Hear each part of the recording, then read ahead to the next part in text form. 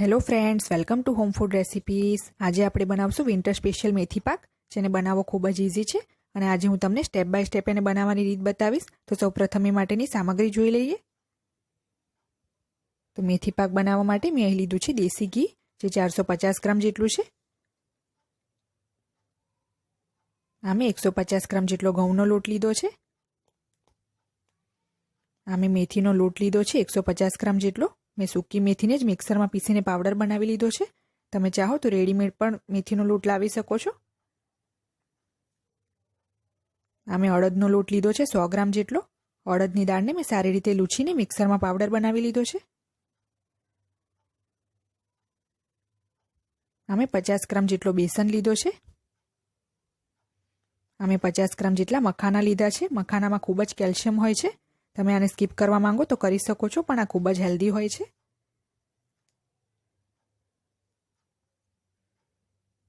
આમે 500 ગ્રામ જેટલો દેશી ગોળ લીધો છે. સૂકા કોપરાનું છીણ લીધું છે 80 ગ્રામ જેટલું. મેં નારિયેળની વાટીને જ છીણી લીધી છે. આમે ગુંદર લીધો છે 100 ગ્રામ જેટલો. 50 ગ્રામ જેટલી બદામને મેં મિક્સરમાં અધકચરી પીસી લીધી છે.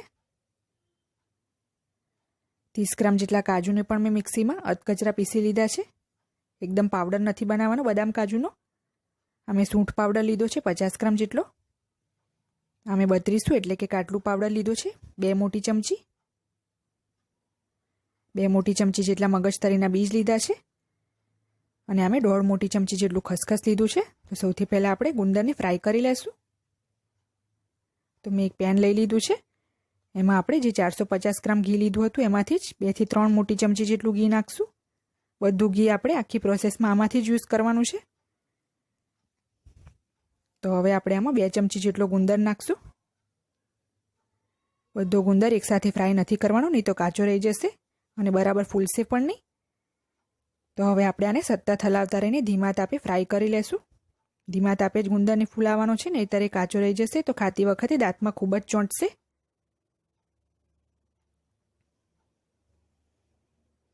તો આપણો ગુંદર સરસ ફ્રાય થઈ ગયો છે. અને એક પ્લેટમાં કાઢી લઈશું. અને બાકીનો બધો જ ગુંદર આપણે આ રીતે ફ્રાય કરી લેવાનો છે.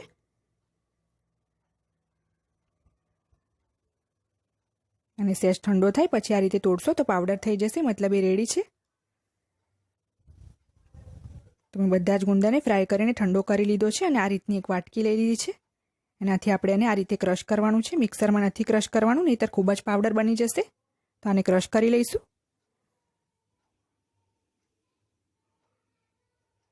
તો તમે જોઈ શકો છો મેં બધો જ ગુંદર ક્રશ કરી લીધો છે. તો હવે સેમ પેનમાં આપણે બદામનો પાવડર નાખી દઈશું. કાજુનો પાવડર પણ નાખી દઈશું.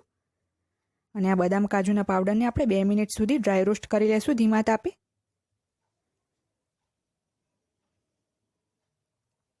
તો આપણો ડ્રાયફ્રૂટ પાવડર ડ્રાય રોસ્ટ થઈ ગયો છે. હવે આપણે આમાં મગજતરીના બીજ નાખી દઈશું. જે ખસખસ લીધું હતું એ પણ નાખી દઈશું. અને ફરીથી આને 1 થી 1.5 મિનિટ સુધી રોસ્ટ કરી લઈશું ધીમા તાપે. બધું સરસ રોસ્ટ થઈ ગયું છે. હવે આપણે આને એક પ્લેટમાં કાઢી લઈશું. તો સેમ પેનમાં આપણે હવે જે નારિયેળનું છીણ હતું એને પણ ડ્રાય રોસ્ટ કરી લઈશું ધીમા તાપે. 2 થી 3 મિનિટ માટે એને ડ્રાય રોસ્ટ કરવાનું છે, સતત હલાવતા રહીને. તો આપણું કોપરાનું છીણ પણ સરસ રોસ્ટ થઈ ગયું છે. હવે આને પણ આપણે સેમ એ જ ડ્રાયફ્રૂટવાળી પ્લેટમાં કાઢી લેશું. હવે આપણે જે મખાના લીધા હતા એને પણ ડ્રાય રોસ્ટ કરી લેશું. મખાનાને સાતળવા માટે આપણે ઘી યુઝ નથી કરવાનું, નહીંતર બધું જ ઘી એબ્ઝોર્બ કરી લેશે. તો આને પણ 2 થી 3 મિનિટ માટે ડ્રાય રોસ્ટ કરી લેશું.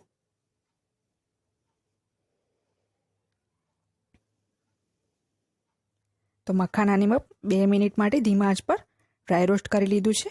આને આપણે એક પ્લેટમાં કાઢીને ઠંડુ કરીને મિક્સરમાં પીસીને પાવડર બનાવવાનો છે. તો મેં સેમ પેનમાં 6 મોટી ચમચી જેટલું ઘી લઈ લીધું છે. હવે આપણે આમાં ઘઉંનો લોટ નાખી દઈશું. જે નોર્મલ રોટીનો લોટ આવે છે એ જ લીધો છે. તો આ ઘઉંના લોટને આપણે હવે ધીમા તાપે લાઇટ બ્રાઉન થવા દેવાનો છે. સતત હલાવતા રહેવાનું છે. ઘી ઓછું લાગે તો તમે થોડુંક બીજું ઘી પણ એમાં એડ કરી શકો છો. તો મેં 6 મોટી ચમચી જેટલું ઘી પહેલાં નાખ્યું હતું. હજી પણ થોડું ઘી એડ કરીશ.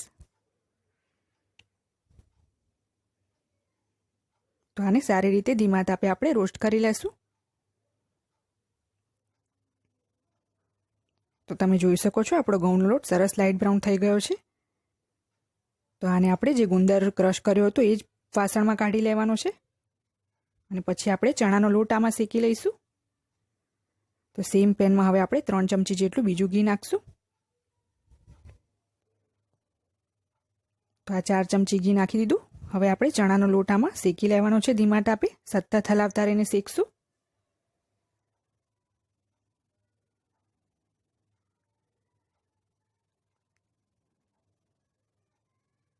મેં ચણાના લોટને 3 મિનિટ સુધી ધીમા તાપે સતત હલાવતા રહીને શેકી લીધો છે. આને પણ આપણે ઘઉંના લોટવાળા વાસણમાં જ કાઢી લેશું.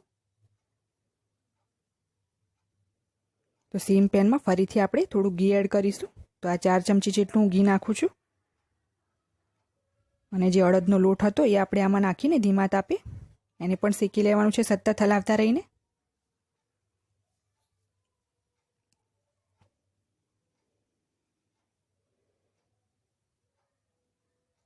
તો મેં અડદનો લોટ પણ સારી રીતે શેકી લીધો છે ધીમા તાપે. હવે આપણે સૂંઠ પાવડર નાખી દઈશું એમાં.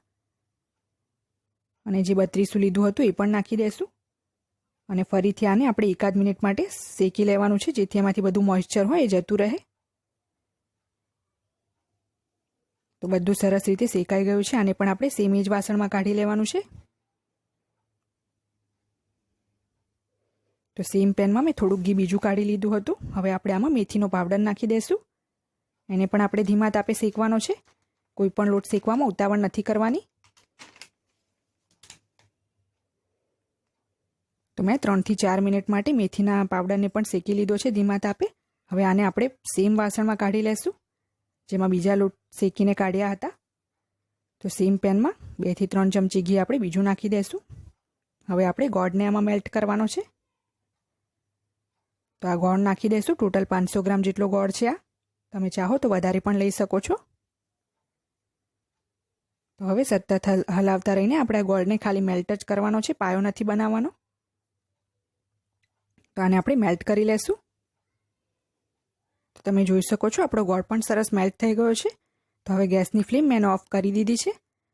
અને એમાં ગાંઠ બિલકુલ ના રહેવી જોઈએ. તો આને પણ આપણે બધા લોટવાળા વાસણમાં જ કાઢી લેશું. તો તમે જોઈ શકો છો બધું જ મેં કાઢી લીધું છે. હવે આજે આપણે ટોપરાનું છીણ અને ડ્રાયફ્રૂટ પાવડર હતું એ પણ નાખી દીધો અંદર. અને જે મખાના હતા એને મેં ઠંડા કરીને મિક્સરમાં પાવડર બનાવી લીધો છે. તો એને પણ આપણે આમાં એડ કરી દઈશું.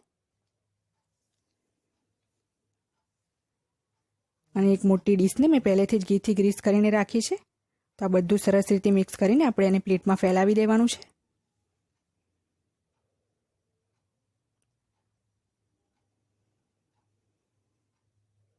તો સરસ આને મિક્સ કરી દઈશું આપણે.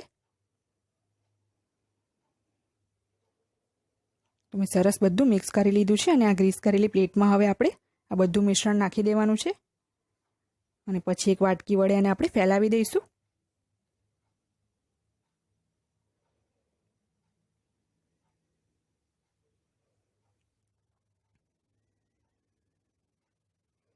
તો તમે જોઈ શકો છો મેં બધું એકદમ સરસ ઇવનલી સ્પ્રેડ કરી લીધું છે. તો હવે આપણે બદામની કતરણ અને મગજતરીના બીજથી એને ગાર્નિશ કરીશું. તો ગરમમાં જ આપણે એના ઉપર મગજતરીના બીજ નાખશું અને બદામની કતરણ પણ નાખી દઈશું. ગરમમાં જ નાખવાનું છે, નહીંતર પછી ઠંડુ થશે તો એ ચોંટશે નહીં. ઠંડુ થાય પછી આપણે એના પીસીસમાં કટ કરવાનું છે.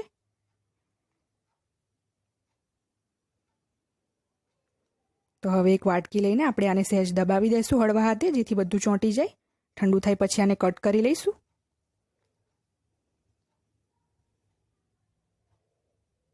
તો 15 મિનિટ ઠંડુ કર્યા પછી મેં એને આ રીતે પીસીસમાં કટ કરી લીધું છે. ખૂબ જ ઇઝીલી પીસ બહાર નીકળે છે. તો હવે આપણે આને સર્વ કરી લઈશું. તો ફ્રેન્ડ્સ, રેડી છે આપણો મેથી પાક, જેને તમે પણ આ વિન્ટરમાં જરૂર બનાવીને ખાઓ. આ ખૂબ જ હેલ્ધી હોય છે. આને નાના બાળકોથી લઈને મોટા સુધી કોઈ પણ ખાઈ શકે છે. અને આ મેથી પાકને આફ્ટર ડિલિવરી પ્રેગ્નન્ટ લેડીને આપવામાં આવે તો એના માટે ખૂબ જ સારું રહે છે. તો તમે પણ આ રેસીપીને ચોક્કસથી ટ્રાય કરો. જો તમને મારી આ રેસીપી પસંદ આવે તો મારી ચેનલને લાઇક, શેર અને સબસ્ક્રાઇબ કરવાનું બિલકુલ ના ભૂલશો. સબસ્ક્રાઇબ બટનની બાજુમાં જે બેલ આઇકન છે એને પણ ક્લિક કરો, જેથી તમને મારા દરેક વિડીયોની નોટિફિકેશન મળતી રહે. જો તમારે મારો આ વિડીયો હિન્દીમાં જોવો હોય તો એની લિંક મેં ડિસ્ક્રિપ્શન બોક્સમાં આપી દીધી છે. તો મળીએ નેક્સ્ટ વિડીયોમાં. ત્યાં સુધી આવજો.